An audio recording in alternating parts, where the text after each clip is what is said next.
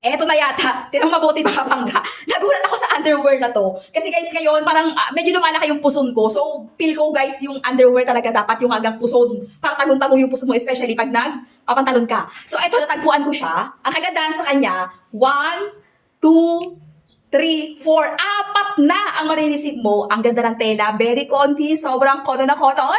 Discounted na discounted. Matibay, be. Alam mo kung bakit? Oh, ako masyado akong maarte pagdating sa underwear. Hindi talaga ako basta-basta bumibili ng mga underwear, mga bossing ko. Kailangan talaga matikulosa ako pagdating sa mga underwear. Kasi syempre, mga beb, susuotin mo yan. Kailangan komportable ka. Ang kagandahan sa kanya, beb, very comfy, tapos cotton pa siya. Tinan mo yung pinaka-inner niya. Grabe. Ito yan mga pangga ko. Oh, eto siya. Tapos eto yung pinaka-inner niya. Stretchable pa siya mga bebs.